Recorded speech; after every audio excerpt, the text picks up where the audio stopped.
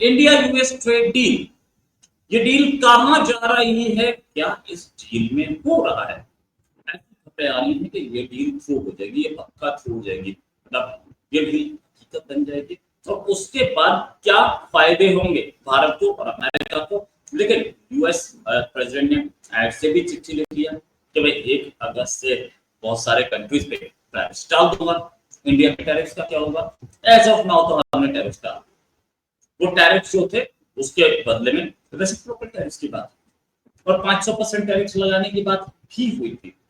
ये सारी चीजें एक्सटर्नल अफेयर्स मिनिस्टर ने बोला था, कोई टेंशन नहीं, आगे देख लेंगे, हम इससे आगे निकल जाएंगे। मतलब चैलेंज भी नहीं किया यूएस को और बता भी दिया कि तुम इम्पोर्टेंट नहीं हो, हम कर लेंगे, हमने जो करना है। ऐसे में इंडिया यूएस डील थ्रू हो गई, बड़ी चीज या होने वाली बड़ी चीज, क्या क्या फायदे होंगे यूएस ट्रेड डील के, इस पे बात करने के लिए हमारे साथ संजीव मीडा सर, जो कि इंडिया में इन्वेस्टमेंट्स एडवाइजर हैं, इंडिया में इन्वेस्टमेंट आते हैं और इनसे बेहतर कौन जानता होगा इस सब्जेक्ट को। सर बहुत बहुत स्वागत आपका हमारे शो में।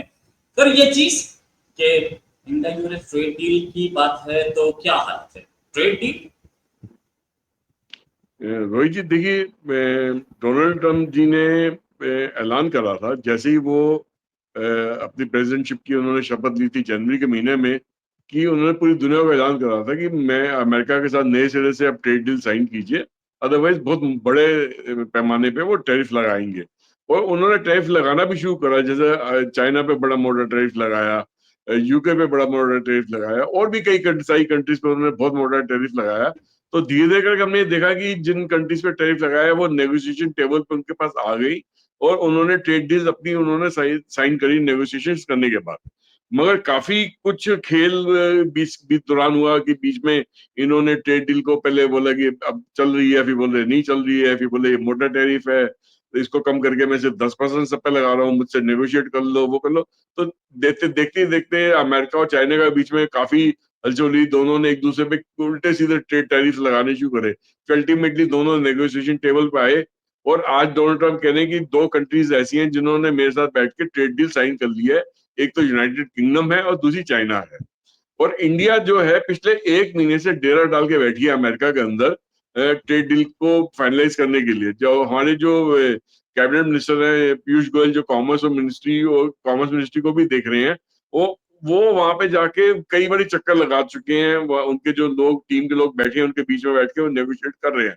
मगर भारत जो नेगोशिएट कर रहा है अमेरिका के साथ, यहाँ तक कि डोनाल्ड ट्रंप भी इस चीज को मान गए कि इंडिया जो है बड़ा टफ नेगोशिएटर है, क्योंकि भारत को वो जिस तरीके से वो चाह रहे हैं कि भारत अपनी इकोनॉमी पूरी तरीके से खोल के यूएसए के हाथ में दे दे, वो काम भारत करने को तैयार नहीं है। भारत अपनी जो स्मॉल स्केल इंडस्ट्रीज है या फार्मिंग कम्युनिटी है, उनको जो सब्सिडीज दे रखी है किसी भी लेवल की, चाहे फार्म लोन्स हैं या उनके पेस्टिसाइड्स के ऊपर है या खाद्य पदार्थ के ऊपर है या बीज के ऊपर है, या small scale industry manufacturing industry को जो सब्सिडीज दे रखी है या टैक्स बेनिफिट्स दे रखे हैं, वो भारत हटाने को तैयार नहीं है।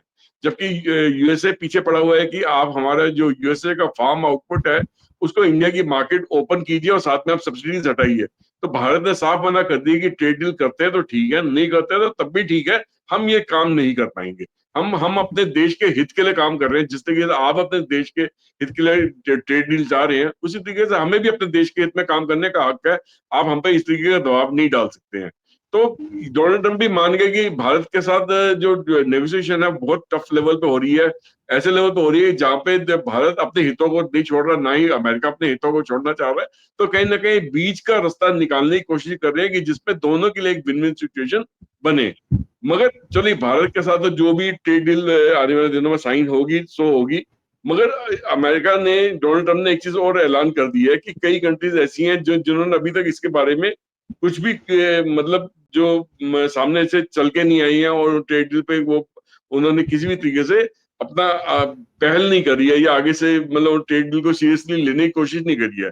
तो पहले जो इन्होंने डोनाल्ड ट्रंप ने 9 जुलाई का डेडलाइन का पीरियड दिया था, उसको एक्सटेंड करके 1 अगस्त कर दिया कि कुछ दिन की मोहलत आपको मैं और दे दे रहा हूँ, 20 एक दिन की, आप इसमें ट्रेड डील साइन कर लीजिए। बोलते उसके बाद अगर ट्रेड डील आप साइन नहीं करते हैं अमेरिका के साथ, तो हम सिर्फ आप ये मान के चलेंगे कि आप अमेरिका के साथ ट्रेड डील करना ही नहीं चाहते। उसके बाद हमारी एक लेटर जाएगी आपको, इन कंट्रीज को, जिसमें हम ये बोलेंगे कि आप पे कम से कम 25% का टैरिफ हम लगा रहे हैं। अगर कोई भी गुड्स जो अमेरिका में भेजना चाहेंगे, एक्सपोर्ट करना चाहेंगे अपनी कंट्री से, उसमें हम कम से कम 25% का टैरिफ लगाएंगे आपके गुड्स के ऊपर। और अमेरिका से जो सामान लेंगे वो हमारी मर्जी रहेगी कि हम किस तरीके से वो सामान को आपको देंगे, उस पर कितने टैक्सेस लग के आएंगे या किस प्राइस पे आएगा वो हम बताएंगे आपको। तो अब उन कंट्रीज में कुछ कुछ कंट्रीज का नाम इस प्रकार से है कि जैसे बांग्लादेश हो गया, इंडोनेशिया हो गया, साउथ अफ्रीका हो गया, जापान भी हो गया। तो अभी तक इन लोगों ने अमेरिका के साथ कोई भी ट्रेड डील किसी किस्म की साइन नहीं करी है। जापान पीछे पड़ा हुआ है कि जब तक आप ये टैरिफ का जो तलवार लटका रखी है हमारे सिर के ऊपर, जब तक इसको हटाएंगे नहीं तब तक हम आगे का आपके साथ ट्रेड डील में किसी किस्म की नेगोशिएशन करने को तैयार नहीं है। बट शायद जापान ज्यादा देर इस दबाव को नहीं सह पाएगा, अल्टीमेटली उसके सामने लगता है आना ही पड़ेगा, अमेरिका के साथ ट्रेड डील साइन करनी ही पड़ेगी। अब भारत को क्या फायदा है? भारत अगर ये ट्रेड डील साइन करता है और इस तरीके की ट्रेड डील साइन होती है जिसमें हमारी स्मॉल स्केल मैन्युफैक्चरिंग इंडस्ट्री भी बची रहती है और हमारे जो फार्मर्स हैं वो भी बचे रहते हैं, तो उसमें क्या फायदा होता है? एक, अमेरिका की बहुत बड़ी इन्वेस्टमेंट भारत के अंदर आएंगी इंडस्ट्रियल कॉम्प्लेक्स के अंदर, जहाँ पे वो जो टेक्नोलॉजीज है भारत को ट्रांसफर करने के लिए तैयार होगी, या वहां का जो कॉर्पोरेट सेक्टर है वो भारत में आएगा, भारत की मार्केट में इन्वेस्टमेंट करके भारत यहाँ से चाहे वो सामान बना के पूरी दुनिया में एक्सपोर्ट करे या भारत के में ही बेचने की वो कोशिश करेंगे। साथ ही में भारत को अमेरिका की इतनी बड़ी मार्केट मिल जाएगी जहाँ पे वो भारत का अपना एक्सपोर्ट करके भारत वो अमेरिका में अपना सामान बेच पाएगा। साथ ही भारत अमेरिका के अंदर भी अपने बिजनेसेस सेटअप कर पाएगा, वहां इन्वेस्टमेंट कर पाएगा, वहां पे अपनी फैक्ट्रीज लगा पाएगा, दुकान खोल पाएगा बहुत बड़े पैमाने पर, जो जो जिसके लिए अभी तक इजाजत नहीं थी या पहले इतने खुल के काम नहीं कर पा रहे थे। मगर अगर ये ट्रेड डील हो जाती है, जिसकी पूरी उम्मीद है कि शायद अगर भारत पे ये डेडलाइन नहीं चलेगी 1 अगस्त की, क्योंकि भारत पहले से पिछले 1 महीने से नेगोशिएशन टेबल में बैठा हुआ है उनके अमेरिका के साथ में, और अगर थोड़ा समय और भी लग जाएगा तो अमेरिका उस चीज को सहेगा और उस चीज को मतलब उस चीज की सख्ती करने की कोशिश नहीं करेगा किसी भी तरीके से हमारे साथ कि 1 अगस्त को ही निपटे। हो सकता है ये ट्रेड डील अगस्त के एंड तक भी जाके निपटे या उससे पहले भी निपट जाए। तो जब भी होगा तो इसमें बेनिफिट भारत का ज्यादा होना है, क्योंकि अमेरिका दुनिया की सबसे बड़ी इकोनॉमी है और वो सबसे बड़ी कंज्यूमर इकोनॉमी, सबसे ज्यादा सामान कंज्यूम करती है। तो भारत का सामान अमेरिका की मार्केट्स में जाना और अपने अपने जो तरीके से जाना, एक ऐसे तरीके से जाना कि जहाँ पे टैरिफ जो है वो एक रीजनेबल लेवल पे लगे।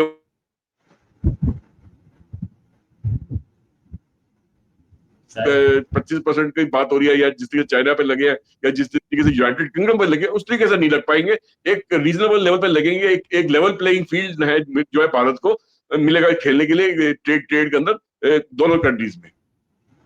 राइट, लेवल प्लेइंग फील्ड मिलेगा दोनों तरफ से। अच्छा, ये ट्रेड डील हो गई तो क्या उसके बाद इंडिया सेफ है, उसके ऊपर 500% टैरिफ नहीं लगेगी? नहीं, मुझे नहीं लगता है कि 500% टैरिफ की अगर ट्रेड किसी भी वजह से अगर नहीं होती है भारत और अमेरिका के बीच में, तो डोनाल्ड ट्रंप चाहते हुए भी इंडिया पे इतना टैरिफ नहीं लगा पाएंगे। भारत की जो इतनी बड़ी इकोनॉमी है वो उसको उसको बिना उसको उसको उसको यहाँ की हमारी मार्केट चाहिए, सिर्फ अपने अपने बाकी गुड्स को बेचने के लिए नहीं। सबसे बड़ी चीज है कि भारत बहुत बड़ा इस वक्त डिफेंस कंज्यूमर है और अमेरिका की जितनी भी डिफेंस मैन्युफैक्चरिंग है वो भारत को एक बहुत बड़ा एज अ कस्टमर देख रही है। अगर अगर भारत पे वो इतना बड़ा टैरिफ लगाती है तो भारत के पास पूरी चॉइस है कि अमेरिका का एक भी फूटी कोड़ी का भी डिफेंस इक्विपमेंट ना खरीद के दूसरी कंट्री से जाके ले सकता है, जो कि अमेरिका नहीं चाहेगा।